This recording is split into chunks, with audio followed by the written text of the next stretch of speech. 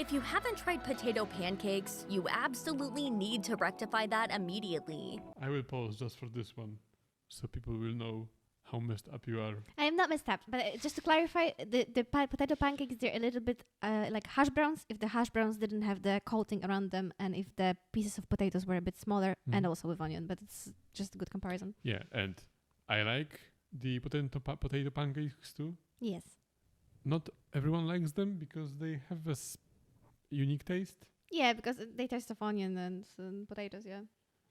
But it depends mostly on with what you are eating them. Yeah, some people choose to eat them with goulash, like with meat sauce. Yes, and they are delicious that way. They are. They are. But they are better. No, and there are some people who had some accident when they were a kid. Well, we all had a collective accident. I'm really sorry for Say it out loud. Say it out loud. We eat them with white sugar.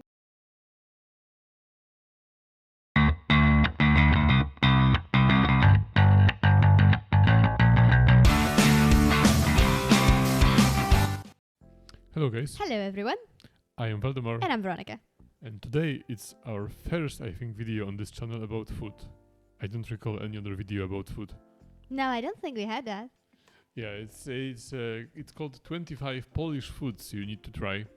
And well, I thought we might try some videos about food. Well, if I am an expert on anything, it is food. And Polish food maybe as well. I don't know. But it sounds like we will have a lot to say about that. Yeah, I scrolled through this video a bit, and there are some foods I think that we haven't ate. Haven't eaten. Sorry. Okay, I'm sorry. no problem. I corrected Waldemar when we were speaking casually around the house. I tried not to do it on camera, even though he told me to. Because I asked her. Yeah, even though he told me to correct him on camera, I don't like doing that. Anyway. 25 Polish foods. We will review them quickly. I don't know if this video will be interesting for you. I don't know if it will have many viewers, but well, I thought we can share some experience about Polish food because well, I find it tasty. And I know surprise. Because we have a lot of viewers from the US, and I know there is a large population of Polish immigrants in the US, so I expect a lot of these foods you would be able to try or buy them. Oh, not only in US. I mean, yeah, all across the world. We are everywhere. There's like this Polish thing. people are everywhere. Not to digress too long, but there's this thing that I do not know why, but if you travel to any country in Europe, the first thing Polish immigrants do in any country is make a Polish shop in the country. And honestly, like every other country is fine just having their own aisle at the big supermarkets, like Italy, very known for its cuisine, like France. Yeah, it's fine, just like one aisle or a fraction of an aisle. We have free products, we're fine with it. But no, Polish people need the whole big shops, and there's only Polish shops and Asian shops. There's no other European countries that has Arabic shops too. Arabic shops as well. Yeah, you're right. So like Arabic, Asian, and Polish, but no other country from Europe has their own. Like in every single city, you have to have a Polish store. Yeah. Which I appreciate because I shop at them, so I think I understand why. But at the same time, why do we have to do this? Yeah, but I think it's a testament of how we enjoy our food, how good it is. Yeah, that's true. Let's begin. I don't know how we will do the posing in this video. We will try to not pose for every food. Maybe quickly, but then I don't know. It's a lot of editing then. No, we'll see. We'll see how much is there to say. Let's begin. You have a hankering for some sausage, cabbage, or a pastry that resembles the mountains of Central Europe? It sounds like you're in the mood for some Polish cuisine.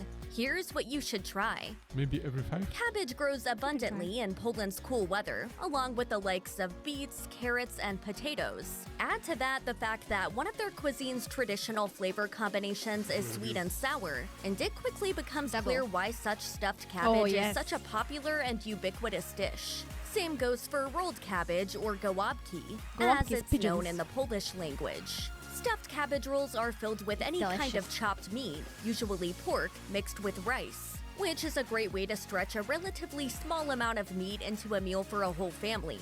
The mixture is seasoned with garlic and paprika before being rolled in cooked cabbage leaves. The rolls are served in a tomato-based sauce that features both sweet and sour flavors. One potential recipe you can try uses a sprinkle of brown sugar and a spoonful of lemon juice to achieve that perfect flavor balance. Yeah, naturally. Bigos is a meat-based stew with sauerkraut, potatoes, bacon, and kielbasa, a Polish sausage that we'll be discussing in more detail in a little bit. It's Christmas also dish one of those dishes well. that mirrors Poland's cultural and geographical evolution. While bigos is so closely associated with Poland that it's often been called the country's national dish, its inclusion of sauerkraut would appear to indicate a German influence. Either way, that sauerkraut, like the rice and rolled cabbage, is a great way to stretch out a small amount of meat for a hungry family or other large group. True. As noted by Taste Atlas, Polish cuisine prides itself in hearty and comforting dishes, and bigos has been present in the Polish culinary tradition since the 17th century.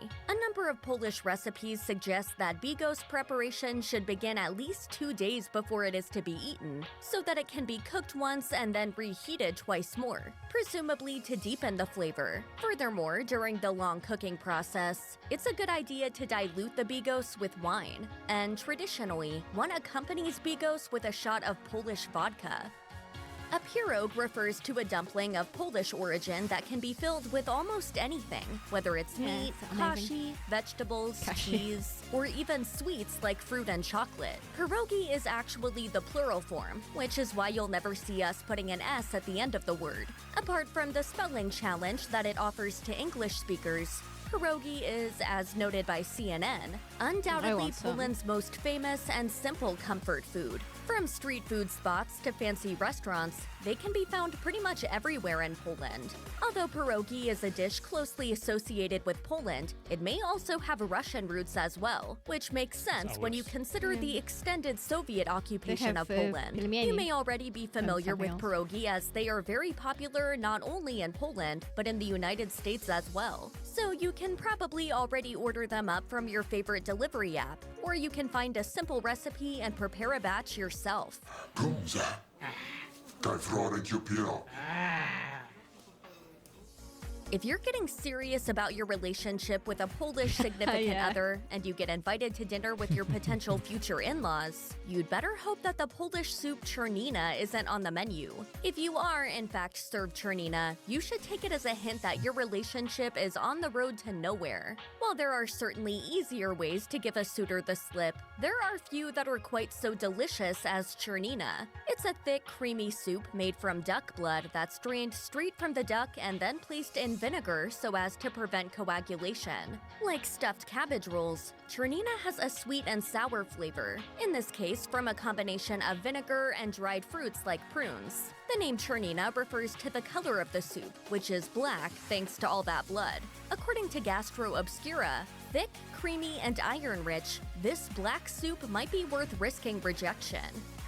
Kashanka is a blood sausage made from a mixture of buckwheat groats, pig's blood, and various parts of the pig that would otherwise be tossed into the garbage as offal, including the intestines, which are used to encase this popular Polish delicacy. Kashanka is also sometimes called kishkas in certain parts of the world.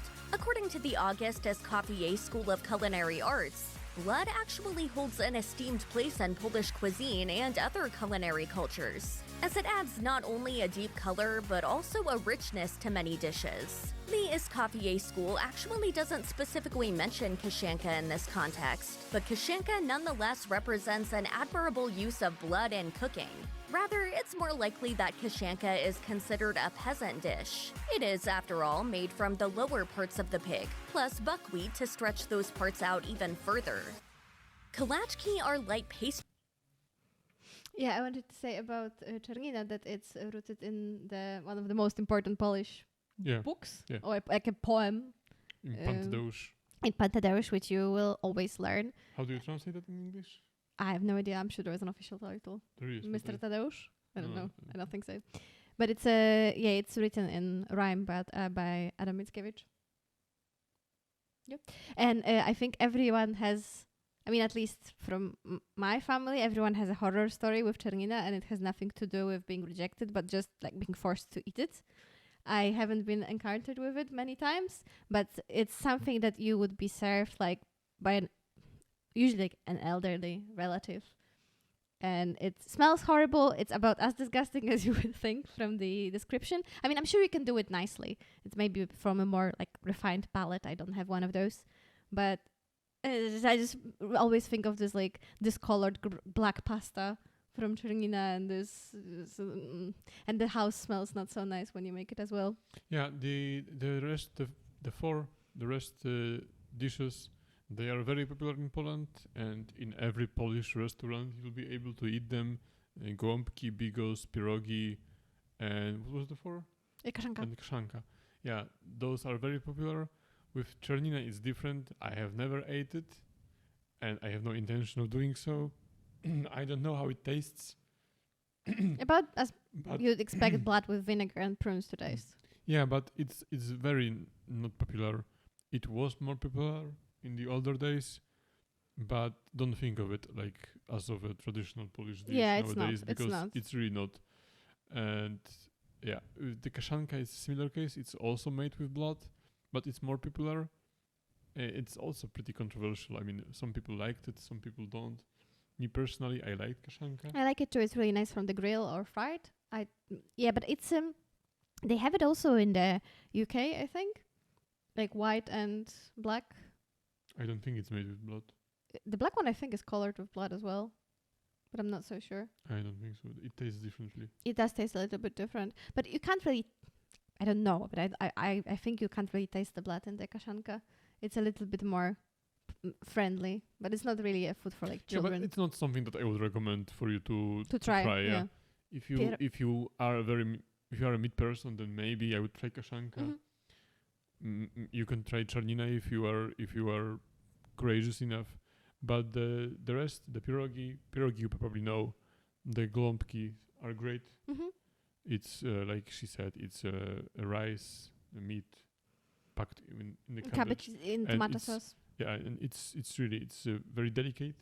It's very soft, and yeah, just delicious taste. It is delicious, and bigos, of And course. bigos is my favorite Polish dish, but it's very complicated because every bigos tastes differently. Yeah, everyone does it a little bit Yeah, it's differently, and like- your mom's bigos is always the best one.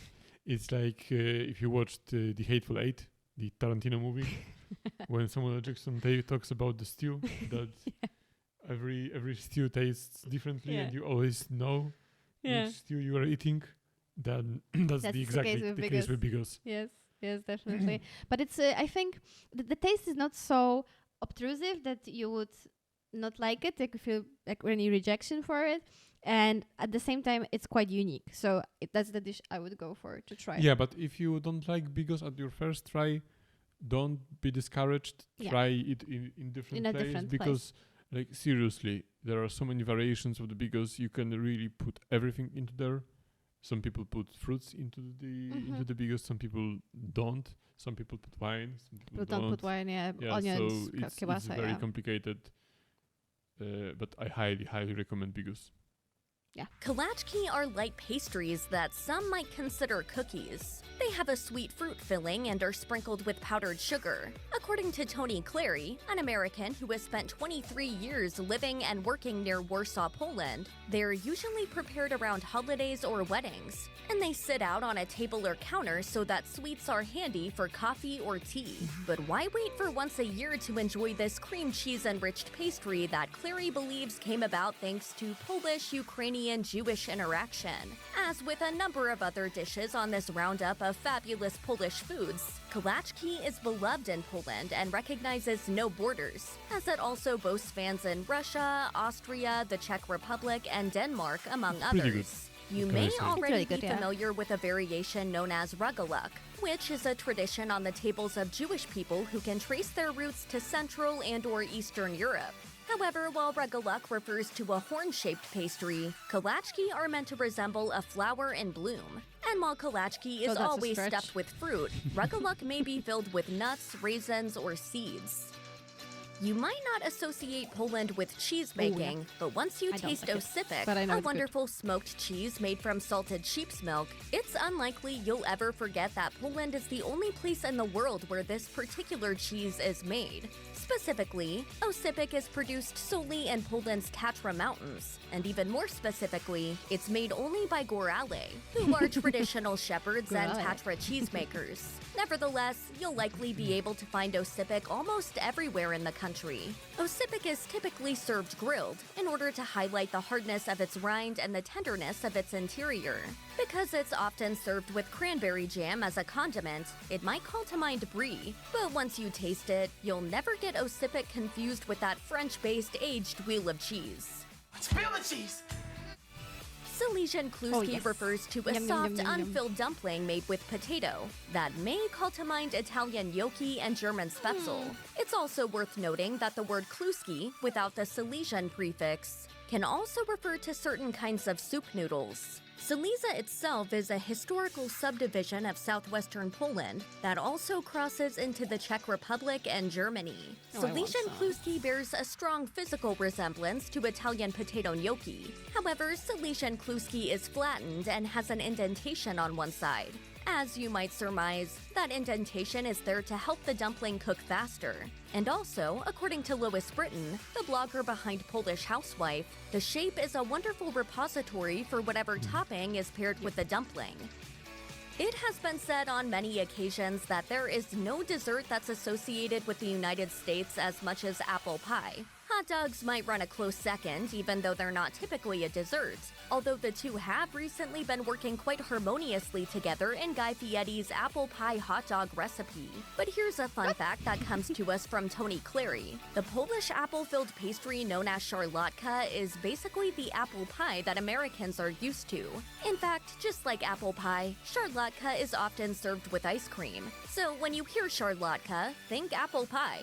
And don't think of Charlotte Russe, as you might be inclined to do so considering that szarlotka certainly sounds like it would be related to that ladyfingers and custard-based trifle. Charlotte Russe is considered a French dessert despite its moniker, which is believed to be a call-out to Russian Tsar Alexander I. Meanwhile, the Polish szarlotka would probably prefer that you not associate it in any way with Russia. Another food that some consider to be Poland's national dish pork is chops. schabowa. The word schabowa means chop in Polish, which makes sense when you learn that this dish is a boneless pork chop that's been pounded thin and then coated with egg, breadcrumbs, and flour before being fried to crispy perfection in hot oil. Schabowa is sometimes referred to as kotlet schabowa, and this may be for the purpose of highlighting that it's supposed to be made with a pork chop cutlet instead of an on-the-bone chop. Schabowa is traditionally served with potatoes and cabbage, although it may also be served with grated beetroot or sauerkraut. If schabowa looks somewhat familiar to you, it may be because it reminds you of schnitzel, another pounded cutlet of meat that is battered and fried. But it's thicker. Schnitzel tends to be a bit more commonly known in the US, particularly in areas with a significant history of German immigration. As noted by the blog This was a bad idea to watch because we still have a lot to record and now I'm so hungry. But yeah, the schabowy kotlet. You know, it's like it is like pork chops, but you don't have the bone. You can also let it sit in milk with onion overnight to make it very tender.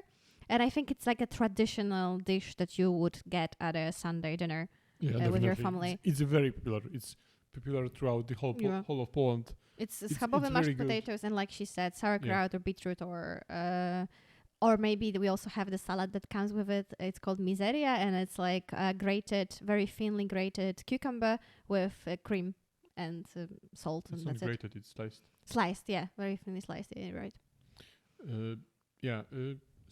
Schabowy, like she said, it's very good. It's very good. It's crispy, just it's try salty, it. it's meat. It's very simple. Yeah. It's very good. But coming from the beginning, the kołaczki, it's okay. It's not like something I would highly recommend. No, and it's it's also just a pastry with a bit of marmalade inside. It's decent. and where I come from, it's not that popular, to be honest. It's popular where I come from, but it's okay. It's a not pastry like with jam, something like you that I said, would recommend very much. Contrary to the szarlotka, because if you like apple pie, then you will like Szarlotka a lot. and especially because Poland has a variety of apples. We have very, very tasty apples. We have a lot of export of apples. Yeah, very big export of apples. We have many species, Kinds, I think. yeah, different kinds of apples. So yeah, if you like apple pie, then try szarlotka because it could be better apple pie. Yeah, It because could it's be. I'm not saying it is. It could be. I think it's a tiny bit more varied because apple pie has, of course, there are different people who make it differently, but szarlotka can really have like very thick crust, crumbly crust, softer crust. It's very, very varied depending on the family. And of course, you have to try the dumplings, the Silesian kluski. They are so good. They are not exactly like gnocchi. They're a little bit harder. They're a little bit more gummy than gnocchi. You can taste the potatoes a little bit less. There's more flour to it. And they are chewy and they're perfect if you want to like mash them with the sauce and then the sauce goes into the little indent. They're really good. Yeah, but I will say something because I'm a Silesian, so it's like a dish that is it's my dish. I'm so sorry, yeah. But what she didn't say, and I think it's important, you don't eat it by itself. The Silesian kluski. No, you have to eat it with meat sauce. Yeah, normally you would eat it with cabbage, with the red cabbage, you say, Yeah, with the red cabbage, yeah. and with the roll of the beef, the roulade. Yeah, the roulade. Yeah, it's the word. The beef roulade. Yeah. And the beef roulade is often stuffed with some stuff like pickle or maybe some fruits like cranberry, something like that. Sometimes some bacon as well, and it's just a very thinly beaten a piece of beef and then cooked in the sauce. Yeah, and that's how you should eat it. Don't eat it by itself because it's something like if it's like eating pasta. Yeah, it's as if you ate gnocchi without pesto or sauce or anything else. Yeah, Just so by its own. try it with cabbage and with the meat. Yeah. I don't know one person who doesn't like this dish. Yeah, they are so unobtrusive. It's really difficult Yeah, to not like it. because Yeah. other things will find people who don't like it. Yeah, and even if but- you're vegetarian, you can make it work. They but- are vegan as well, so everyone can enjoy them. And the last thing, the cheese, the oscypek, it's typically made, and you can notice it most often in the Tatra region. It's when you look at the map of Poland, there is Krakow, and south of that there is a city called Zakopane. That's the region. It's a very touristic region, and I don't really recommend going there. No, Because it's a tourist trap of a city. it's a tourist trap. It's basically one big tourist trap. Everything is overpriced. Those people are very fake. I mean, they are often not really living there. They will just wear the hat and pretend that they are from there. And very often, buying a cheese from them, they will tell you that it's just fresh, just from this goat here. Yeah, you can. It's freshly made. Yeah, you can buy it just as well in any other part of Poland, perhaps even better, and at least it I won't mean, be not- overpriced. Not so easy. It's not so easy to buy it. Yeah, in not other parts of everywhere, Poland. but there will be shops where you can buy it. Yeah, but do some research before buying it, so you'd buy best version of it. It's really tasty. It has a very unique flavor. But this region of Poland is a big tourist trap. So be very careful when you are there. And we associate those people in Poland with overpricing, with cheating people. Yeah, there is even running jokes about it. Yeah. Although Polish cuisine seems to have an inclination towards time-consuming and laborious recipes, there are also some Polish foods that are both tasty and simple and fast to prepare. One such example of the latter is the traditional soup known as ogórkowa, which means cucumber soup. It is sometimes known as sour cucumber soup or Polish pickle soup, as it's made with many of the ingredients that are associated with the preparation of sour pickles, like cucumbers, garlic, bay leaves, and peppercorns. As Poland.travel noted in its roundup of the 7 meals anyone traveling to Poland should try, nothing warms up the belly like the Polish cucumber soup. It is a consistent and tasty dish with lots of ingredients like bacon, sour pickled cucumbers, leek, carrots, celery, pepper, parsnip, and many more. Another reason for ogórkowa's popularity is that it stores well, which means it can be prepared ahead of time and heated up as needed. Thick, white, enriched with Oh, yes. kielbasa and garnished with hard-cooked egg, Zurich is a classic Polish soup that gets its deep sour tang from fermented rye flour. According to CNN, it's the perfect Polish comfort food, and it's considered a bit of a national For good treasure. reason. It's That's an high praise. Indeed, Zurich is a winter soup favorite of Tony Clary, And who his was season raised in favorite. the Boston area before he spent 23 years living and working in Poland. He considers Zurich to be absolutely delicious, and he tells Mashed that it makes for a hearty starter to cold weather meals. Clary also notes that Zurich is often mistaken for another thick white soup, Borscht. known as biała borscht. However, biała borscht gets its sour tang from fermented wheat flour rather than from rye. Furthermore, as Clary describes it, Zurich is a soup that's both thick and hearty, which stands in contrast to the lighter biała borscht. Biała borscht is a tasty Polish soup typically eaten on Easter morning. It contains sausage, eggs, potatoes, and other ingredients sausage, that I think, but contain a just- it's very significant amount strange. of religious symbolism. It's Thick from my and region. white and garnished with a hard-cooked egg, biała borscht is also known as Polish white borscht and could easily be confused for our previous selection of Zurich. In fact, some people will prefer it. use the term Zurich and biała borscht as if they are interchangeable. However, It's as from my previously region. noted, Zurich gets its sour flavor from fermented rye flour, whereas biała borscht gets its sour flavor from fermented mom wheat makes flour. In addition, Well. biała borscht has more of a spring soup feel, as opposed to a hearty consistency that's okay. more appropriate Have you for ever had colder biała weather. borscht? And that may help explain why it is that Not my Zurich is mother. associated with winter holidays, whereas biała borscht is associated with Easter. No, thank you, Easter Bunny. Buck, buck.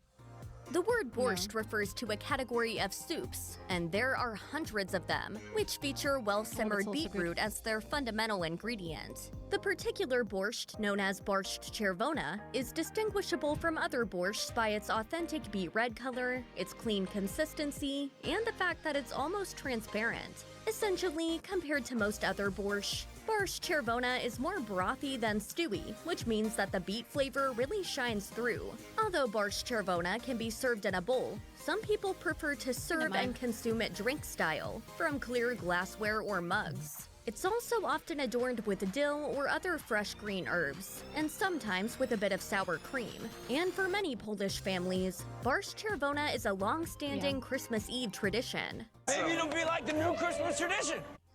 When the topic of summer soups comes up in America, I was just our thinking minds about it. tend to go immediately to brightly colored gazpachos or lightly spiced broth-based vegetable soups like minestrone or summer vegetable. What we don't tend to conjure up at this time of year is images of thick and creamy soups. But over in Poland, one of the most popular and classic summer soups is a creamy type of borscht that's served cold. It's commonly referred to as kladnik, although that term is also used to refer generally to any number of cold summer soups. The style of kladnik that refers specifically to creamy cold borscht starts with simmered beets. Then the resulting dark red beet broth is blended with cucumbers, radishes, and milk products, including yogurt, kefir, or sour cream. As described by Taste Atlas, the result is a refreshing, vibrant pink soup that ideally soothes the heat. Like Zurich, kladnik is also garnished with hard-cooked eggs. And like other borscht, it may also be garnished with dill, and it can occasionally also include meat. Yeah, the most important thing you need to know, try Zurich. Yeah, Zurich is just Zurich stunning, is amazing, just, it's an perfect. S tier. If I would recommend one dish from that list, it's Zurich. Yeah, me too. I said before that what Waldemar got so offended about, that I prefer biały borscht, but that's because this comes from my region and it's what I used to eat as a child. I never had Zurich until I was a teenager, so it's like a comfort food for me. I Whose really fault like is that that? soup. My mother's. And sorry, mom. Hi. Anyway, yeah, but if Zurich is up there with biggest for me as like top 2 foods to try, for sure.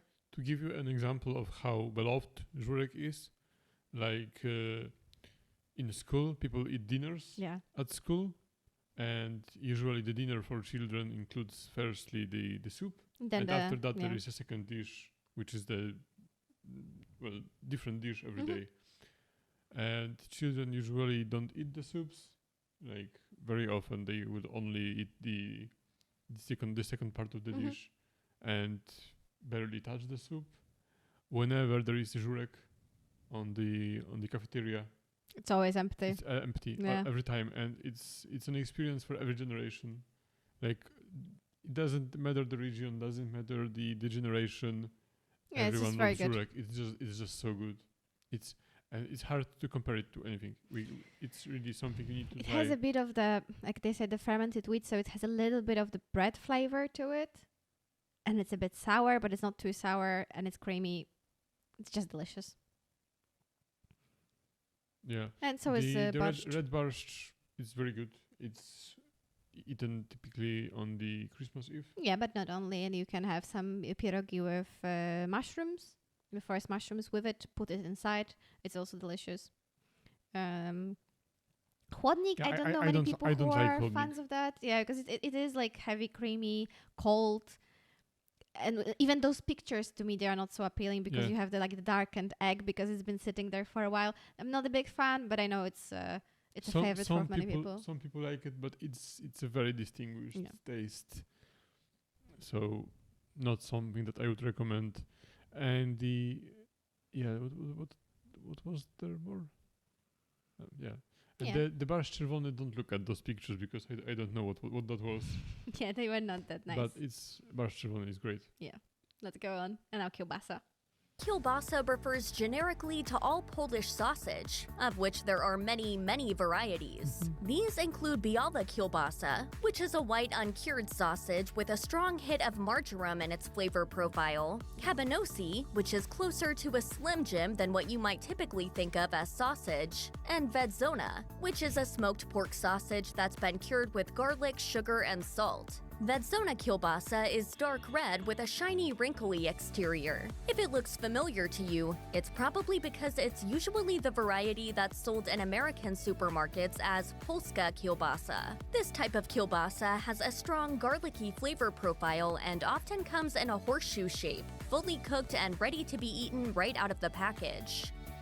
As we just mentioned, in Poland, the word kielbasa refers to any variety of Polish sausage, and there's definitely more than one type of Polish sausage. We've also just established that the one known as wędzona is generally the variety that's sold as Polska kielbasa in American supermarkets, even if the label doesn't say wędzona. But there's another variety of kielbasa that you really need to try, and that is kabanosi. Kabanosi is sometimes referred to as a hunter's sausage.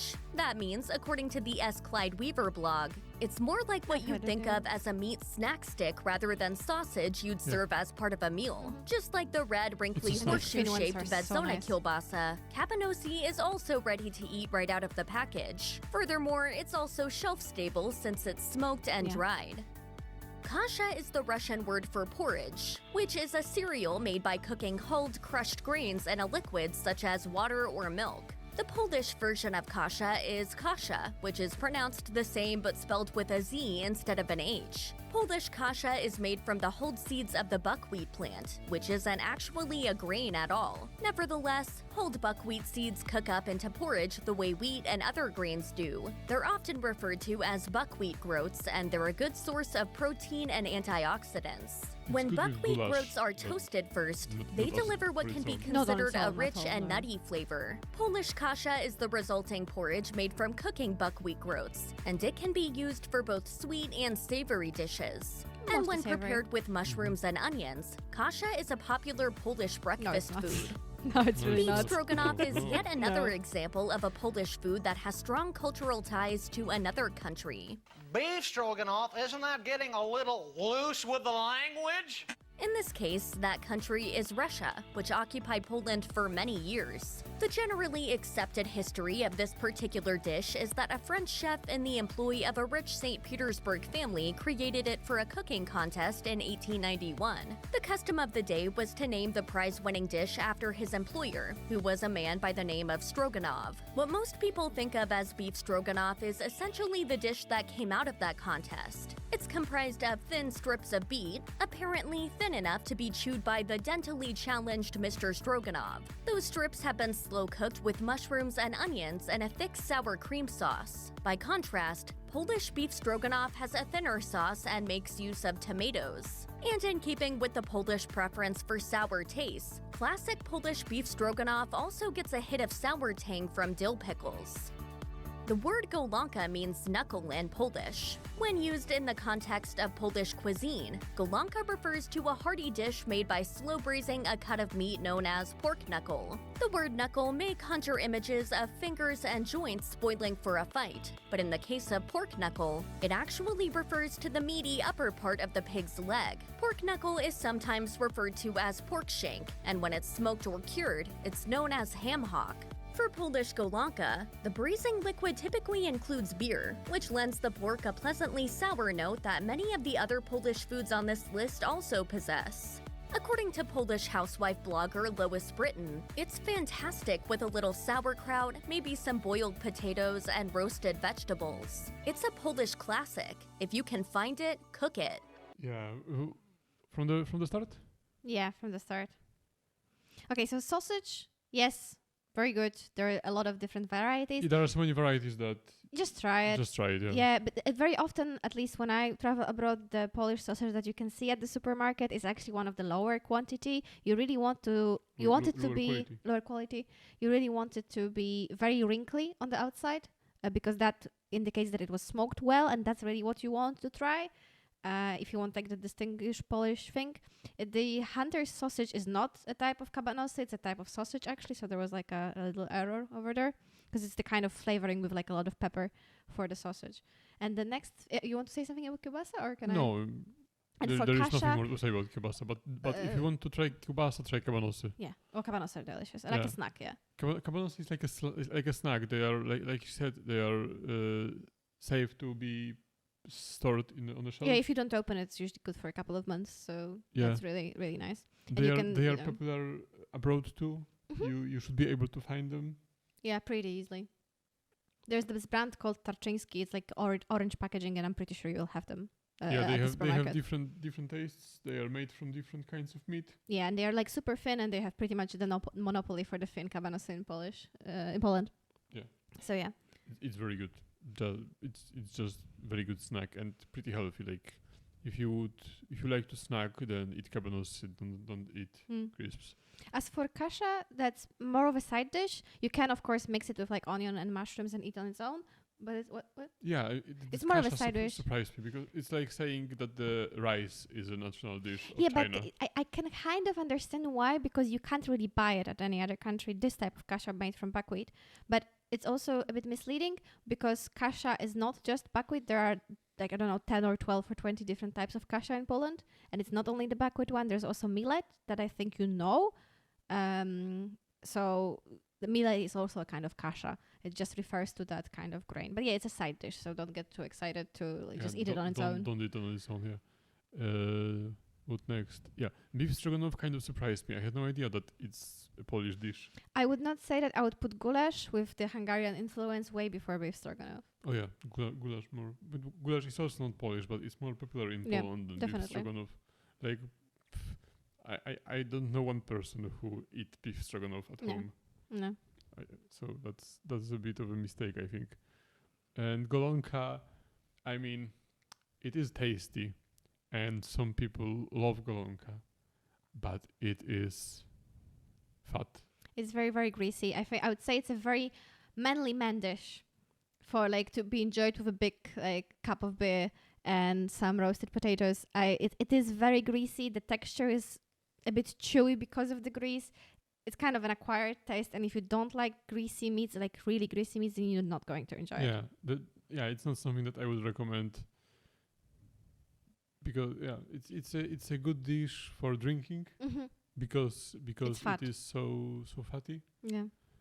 So it helps, Mm. but it's really unhealthy, especially with alcohol. Like It's really it's not a good unhealthy. combination. And it has to be done well as well, because if not enough of the grease is allowed to like sizzle out, then it's I wouldn't go for that as the dish to try.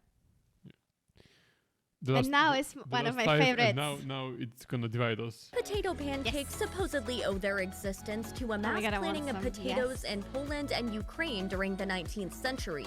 This made potatoes abundant and inexpensive, which led people to think of creative ways to substitute this tuber for other ingredients in their cooking. One example included swapping shredded potatoes for ricotta cheese and the cheese pancakes that had traditionally been enjoyed on the Jewish holiday say on of the Hanukkah. subject? Not only did this catch on within the Polish Jewish community, it was also embraced by the general Polish population at large. If you haven't tried potato pancakes, you absolutely need to rectify that immediately. Simply grate a potato and an onion. While you drain them in a colander, beat together an egg, 2 tablespoons of flour, and a dash of salt and pepper. Fold in the potatoes and onions, form patties, and fry them to a crispy golden brown.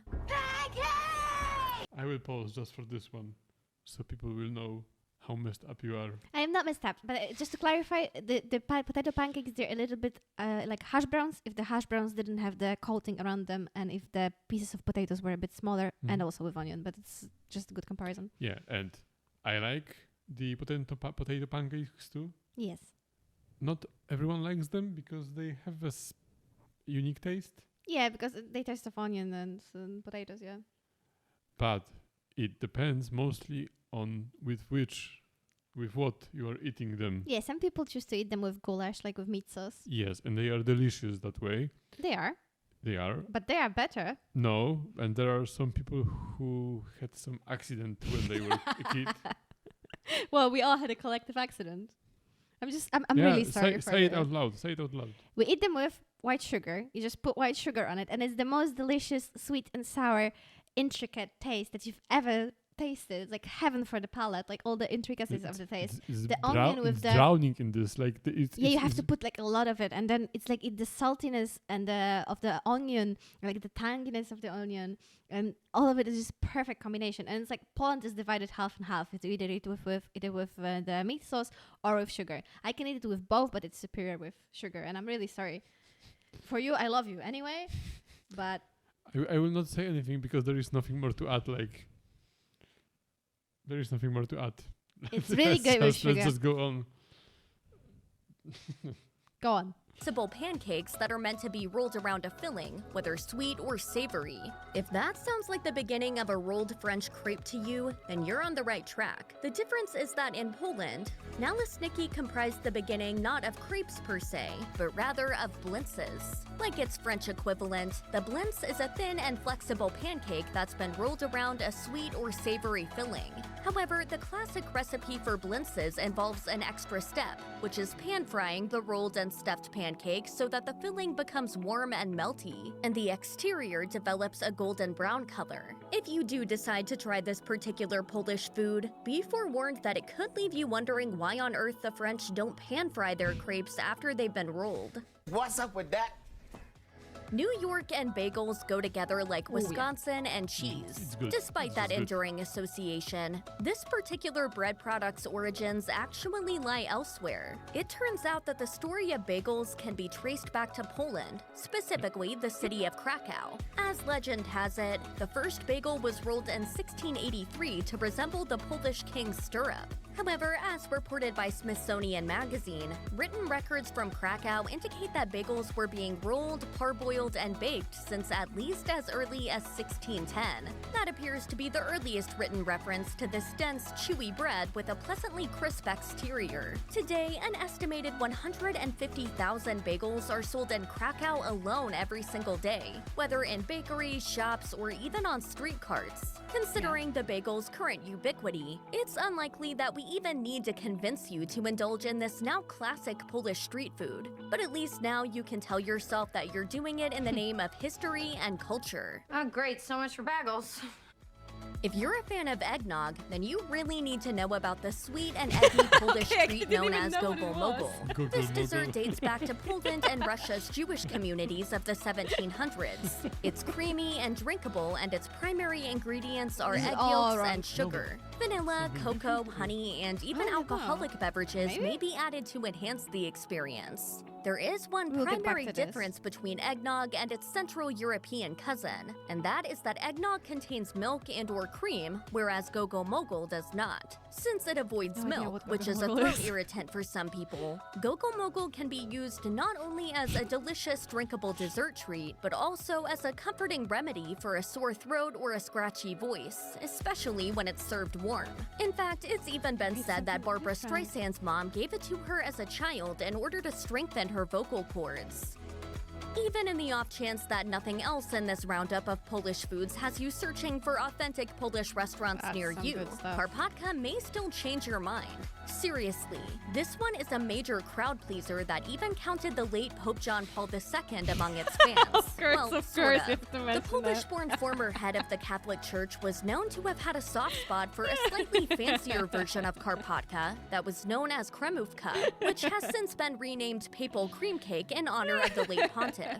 Kremówka consists of 2 layers of well-laminated puff pastry and a thick layer of smooth vanilla-flavored cream. Karpatka is basically the same thing as Papal Cream Cake, except that the pastry layers consist of the far less work-intensive pâte à choux, which is a simple pastry dough that doesn't require the additional layering in of butter that pastry dough's lamination requires. And why is it called Karpatka? The top layer of pâte à choux develops delicate peaks, and when they're dusted with confectioner's first time I've ever sugar, heard of they're it. said to resemble the you know snow-covered that? Carpathian Mountains, you which know run that? through Poland and other parts of It's meant to Central and resemble Eastern Europe. Check out one of our newest videos right here. Plus, even more mashed videos about your favorite foods are coming soon.